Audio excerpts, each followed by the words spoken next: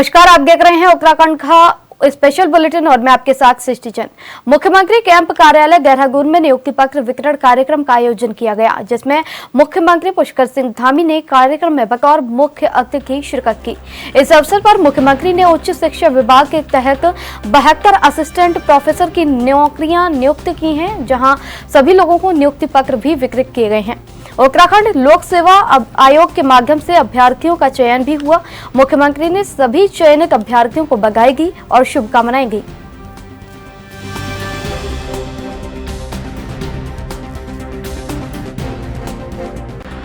कहना चाहूंगा कि यहाँ जो 72 असिस्टेंट प्रोफेसर ही नहीं बल्कि 72 भविष्य निर्माता हमारे सामने बैठे हुए हैं, इसमें कोई अतिशयोक्ति नहीं होगी।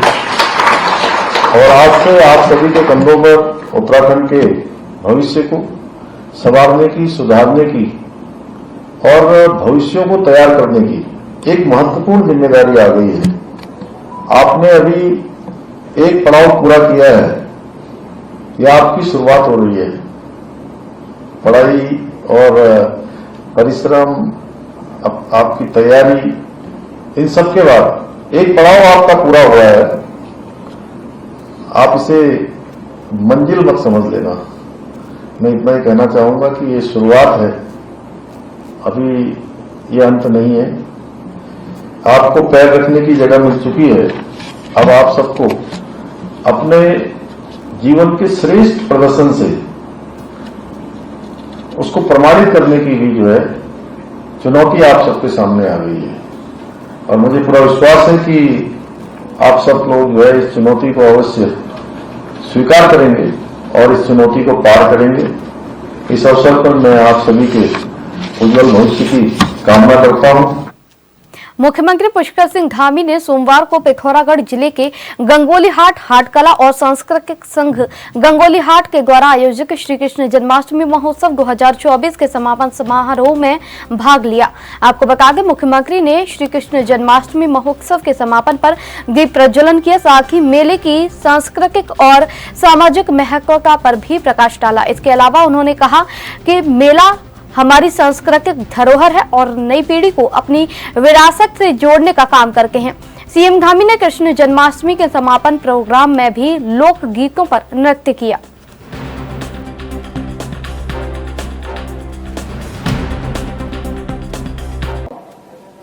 और मैंने बहुत नजदीक से गंगोलीहाट को देखा है। मां की जो महामाया है उससे हम सब परिचित है।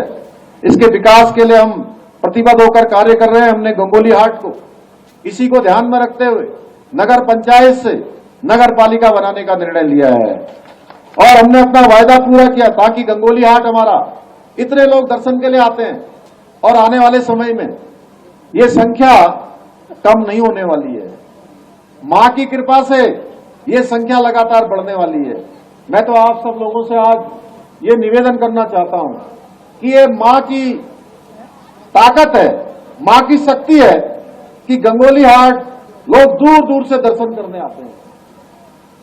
आप दर्शन करते हैं और चले जाते हैं।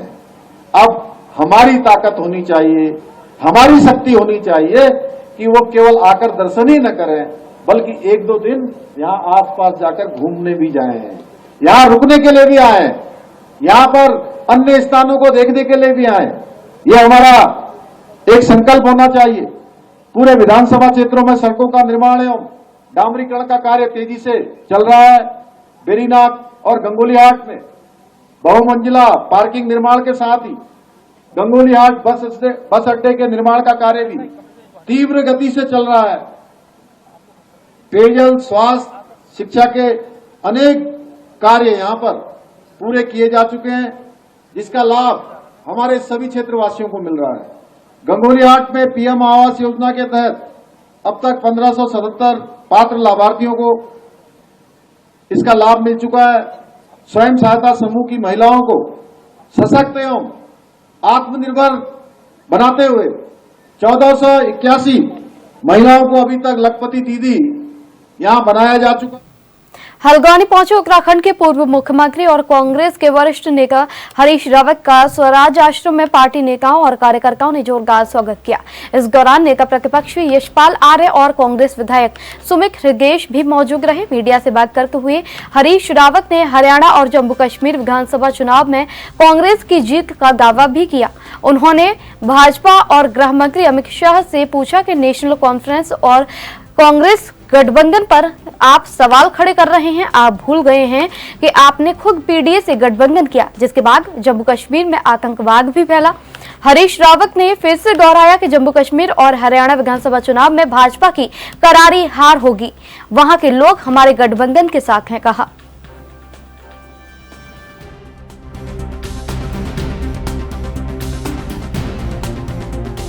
स्थिति हरियाणा जम्मू कश्मीर में आप देखते हैं। हम कश्मीर भी जीतने जा रहे हैं, हम जो है हरियाणा भी जीतने जा रहे हैं। कश्मीर पर मैं अमित शाह जी से एक बात पूछना चाहूँगा कि नेशनल कॉन्फ्रेंस से जिसका देश के इतिहास में एक निर्णायक भूमिका है, उसके साथ हमारे गठबंधन में तो आप सवाल कर रहे हैं। तो आपने जो पीडीपी से गठबंधन किया था, मुफ्ती सईदा से जो आपने गठबंधन किया था, जिसके बाद आतंकवाद जम्मू और कश्मीर दोनों जगह बहुत फैला, बड़ा पत्थरबाजी की और दूसरी सारी घटनाएं हुई, जो उसकी देन वहीं से थी। और आप सईदा के साथ, मुफ्ती सईदा के साथ जो है गवर्नमेंट चलाते रहे, उनकी गवर्नमेंट में शामिल रहे आप।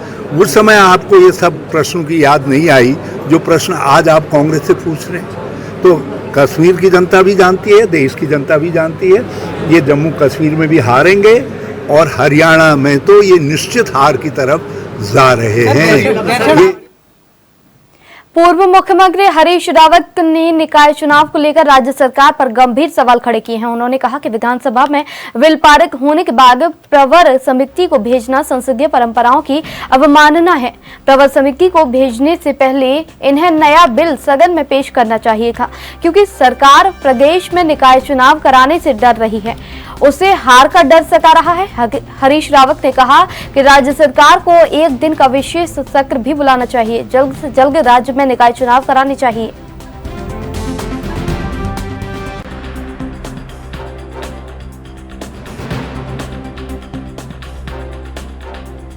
मैंने अपने 25 साल के विधायी कैरियर के अंदर और उसके बाद सार्वजनिक जीवन में ऐसा कहीं नहीं देखा, न सुना कि विधानसभा एक कानून को पारित कर रही है। विधानसभा अध्यक्षा कानून को, बिल को पारित घोषित कर रही है, बिल को पारित घोषित कर रही है।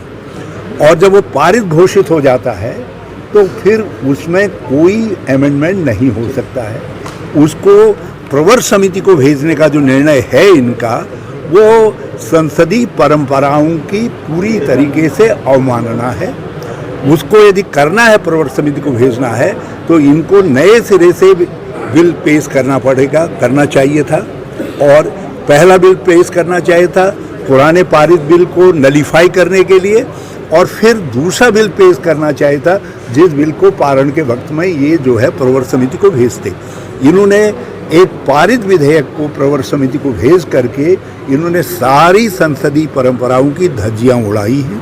इसलिए ये आपने इस गलत को, जो ये रॉन्ग किया है, गलत किया है, उसको ठीक करने के लिए इनको एक दिन का कम से कम विशेष सत्र बुलाना चाहिए, ताकि ये जो गलत कदम उठाया है, एक संसदीय और विधायी नियमों के विपरीत जो कदम उठाया है, उस कदम का प्रायश्चित कर सकें, उसको ठीक।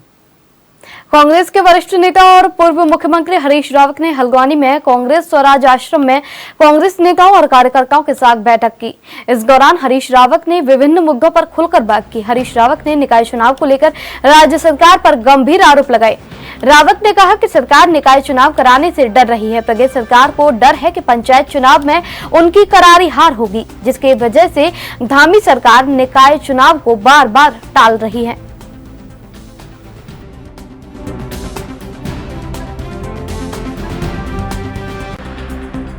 भाजपा घबराई हुई है, ये नगर निकायों के चुनाव में नहीं जाना चाहती है और नगर निकायों को, नगर निगमों को, नगर पंचायतों को ये अब मशीनरी के जरिए धकेलना चाहते हैं और चलाना चाहते हैं। हम इस प्रयास की निंदा करते हैं, घोर निंदा करते हैं। कांग्रेस के इसके खिलाफ आवाज। पूर्व मुख्यमंत्री हरीश रावत को लेकर भाजपा कैबिनेट मंत्री सुबोध उनियाल ने गंभीर कटाक्ष कसे हैं। उन्होंने कहा कि हरीश रावत को अब राजनीति से संन्यास लेकर वानप्रस्थ करना चाहिए। उन्होंने कहा कि उम्र के लिहाज से उनके दिमाग पर भी अब असर देखने को मिल रहा है और वो अब उल जुलूल बातें करने लगे हैं। अब उत्तराखंड में हरीश रावत एक चलती फिरती झूठ की मशीन मात्र बनकर रह गए हैं।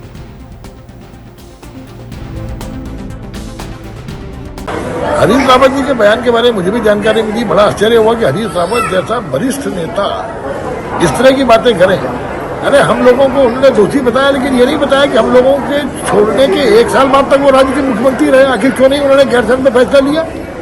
देखिए, हरीश रावत जी के बयानों में उनकी ढलती उम्र का असर साफ दिखाई दे रहा है। जिस तरह से इस उम्र में कहीं न कहीं दिमागी दिवालियापन उनका निकल गया। और अगर मैं बोलूं तो उत्तराखंड में हरीश रावत झूठ बोलने की एक चलती फिरती मशीन है और इसी झूठ बोलने की आदत ने उनको आज जो उनको तो गत में लाने का काम किया। पूरे उत्तराखंड के अंदर कांग्रेस को अगर किसी ने आज जमीन के नीचे ले आने का काम किया तो वो केवल हरीश रावत है। और मैं उनको आज फिर सलाह दे रहा हूँ कि अपनी उम्र के कारण उन्हें वानप्रस्थ आश्रम में जाकर के निश्चित रूप से संन्यास ले लेना चाहिए। हाल ही में मानसून सत्र के दौरान विधायक भत्तों में बढ़ोतरी की गई है। विधायक और पूर्व विधायक दोनों का वेतन बढ़ाया गया है, लेकिन कांग्रेस के पूर्व विधायक और पूर्व प्रदेश अध्यक्ष गणेश गोग्याल ने बढ़ा हुआ वेतन लेने से इनकार कर दिया। इस संबंध में स्पीकर को पत्र भी लिखा गया। इस पूरे मामले में पानी प्रतिक्रिया देते हुए संसदीय कार्य मंत्री प्रेमचंद अग्रवाल ने कहा कि गणेश गोग्याल समक्ष और संपन्न व्यक्ति हैं। अगर वो पूरा वेतन नहीं भी लें, उन पर कोई फर्क नहीं पड़ेगा। साथ ही प्रेमचंद ने गोग्याल से अपील की कि गोग्याल को उनकी पार्टी के अन्य विधायकों और पूर्व विधायकों से भी अपील करनी चाहिए कि वे वेतन छोड़ दें।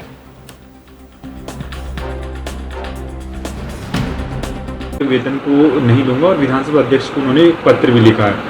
क्या आप देखते हैं इस चीज को लेकर? अच्छा है, यदि गणेश गोदियाल जी कह रहे हैं कि मैं अपना बढ़ावा वेतन नहीं लूँगा, मैं तो एक ही बात कह सकता हूँ, वो तो इतने संपन्न हैं कि वो जो इतना भी वेतन या पेंशन जो उनको मिलती है वो न लें, सारा इतना ही करें वो। और उनसे ये भी आग्रह करूँगा कि जो उनकी पार्टी के अन्य पूर्व विधायक हैं या वर्तमान विधायक हैं जो बढ़ावा वेतन जो उनको मिलना है, वो सबसे अपील करें अपने विधायक जो हैं उनकी पार्टी के कि इस प्रकार का वो भी निर्णय लें जैसे गोदियाल जी ने निर्णय लिया। निश्चित रूप से गोदियाल जी का निर्णय जिस प्रकार से उन्होंने लिया है, तो यदि सभी जो कांग्रेस के विधायक हैं यदि वो लेंगे तो मैं समझूंगा कि गोदियाल जी ने निर्णय अच्छा लिया। तो अभी के लिए बस इतना ही। फिलहाल रुकेंगे एक छोटे से ब्रेक के लिए। आप बने रहिए हमारे साथ, देखते रहिए एएनबी न्यूज।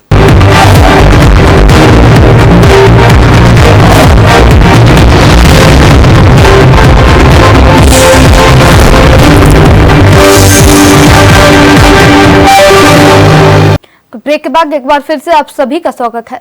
असम राइफल में तैनात देवप्रयाग के जवान हजारी चौहान का पार्थिव शरीर आज सैन्य सम्मान के साथ पूर्णानंद घाट पर पंचतत्व में विलीन हो गया। राज्य की ओर से कैबिनेट मंत्री प्रेमचंद अग्रवाल ने शहीद को श्रद्धांजलि अर्पित की। वहीं शहीद के परिजनों से बातचीत करने के दौरान केंद्रीय मंत्री ने उनको सरकार की ओर से हर संभव मदद देने का आश्वासन भी दिया। आपको बता दें कि मूल रूप से देवप्रयाग टेहरी के रहने वाले हजारी चौहान असम राइफल में तैनात होकर भारत माता की सेवा कर रहे थे। अचानक उनका स्वास्थ्य खराब हो गया और धीरे धीरे स्वास्थ्य बिगड़ता चला गया, लेकिन इलाज के दौरान ही उन्होंने अपना शरीर त्याग दिया।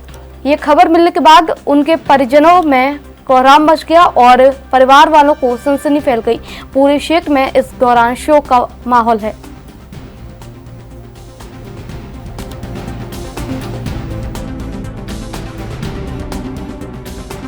देखिए, हमारे खदरी निवासी हजारी सिंह जी जो असम राइफल्स में कार्यरत थे, सेवारत थे, माँ भारती की सेवा में काम।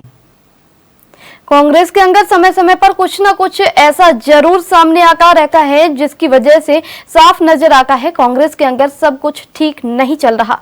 एक बार फिर से ऐसा ही बयान सामने आया है कांग्रेस के प्रदेश अध्यक्ष का, जो कि उन्होंने कहा कांग्रेस के विधायक पार्टी चलाने में सहयोग नहीं कर पा रहे हैं। उनका कहना है कि हर बार पार्टी में विधायकों के द्वारा समय समय पर पार्टी के लिए फंड दिया जा रहा है, लेकिन इस बार सिर्फ 3 ही विधायकों ने पार्टी फंड दिया है।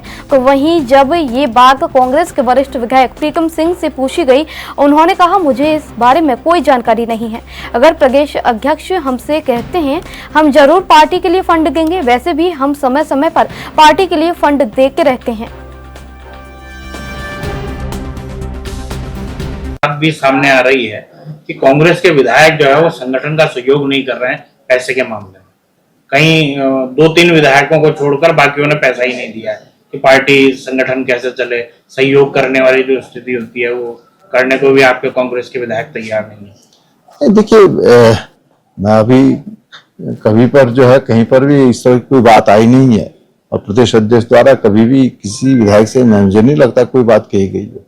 जब कभी भी कोई बात कही तो मैं समझता हूँ कि कांग्रेस के प्रत्येक विधायक ने जो है तदनुसार काम किया है। तो आप अब जिन्होंने नहीं किया, क्या है, किस तरह का सहयोग चाहते हैं, तो कांग्रेस के विधायक तो हमेशा सहयोग करते आ रहे हैं। क्या संगठन मांगता है सर पैसे? नहीं, देखिए, हमेशा संगठन पैसे नहीं मांगता। जैसे हमारे यहाँ उपचुनाव होता है तो उस समय स्वाभाविक बात है हम सब लोग, बल्कि विधायक ही नहीं, हम सब लोग मिलकर के कंट्रीब्यूट उसमें करने का काम करते हैं। तो उसमें विधायक हो या ना हो, पार्टी के लोग करते हैं और विधायक उसमें सहयोग देने का काम करते हैं।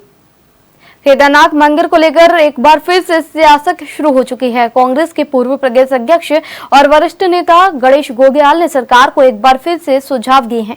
हालांकि उन्होंने पहले सरकार और मुख्यमंत्री की जमकर तारीफ भी की, लेकिन उसके बाद कुछ सुझाव भी ऐसे दिए।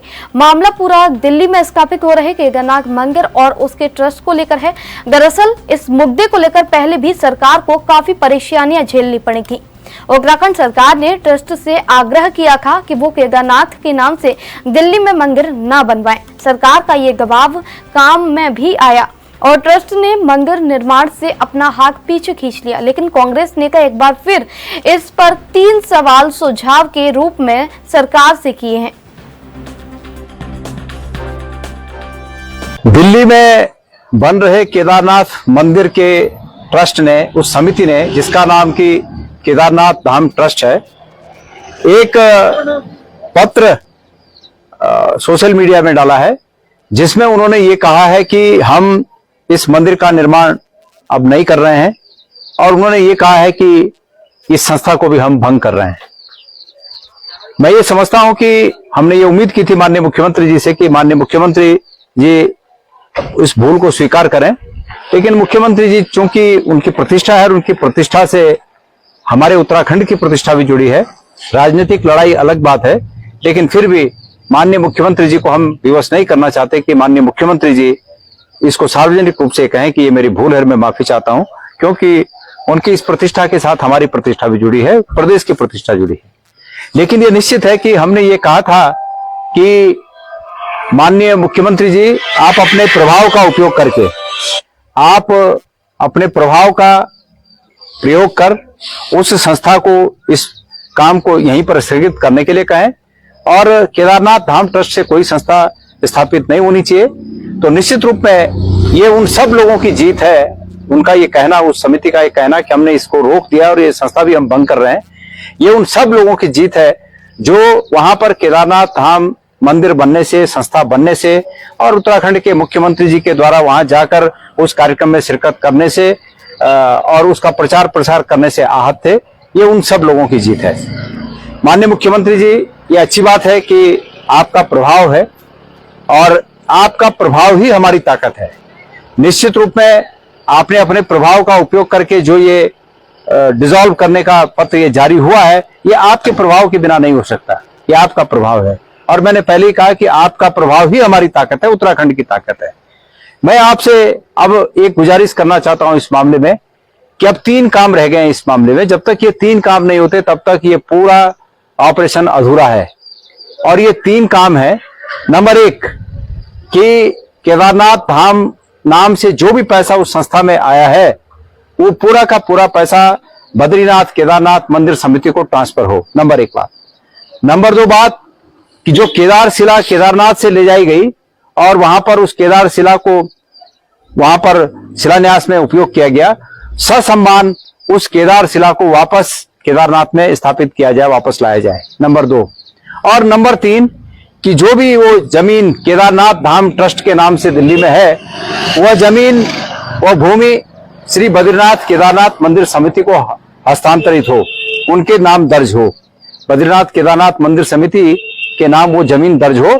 ये 3 हमारी मुख्य मांगे हैं। और चूंकि आपका प्रभाव है, आपका प्रभाव ही हमारी ताकत है, तो हमारी ये ताकत, उत्तराखंड की ये ताकत जो आपके प्रभाव के रूप में आप में निहित है, ये इसके काम आए और आप जल्दी से इस काम को भी करिएगा, ये हमारी आपसे गुजारिश है। और ये भी जब तक ये काम नहीं होगा तब तक ये नहीं माना जाएगा कि ये पूर्ण रूप से इसका सॉल्यूशन निकल गया, इस मामले का हल निकल गया, ये तब तक नहीं माना जाएगा। मैं आपसे निवेदन करना चाहता हूं। तो अभी के लिए बस इतना ही। आप बने रहिए हमारे साथ, देखते रहिए ANB न्यूज। नमस्कार।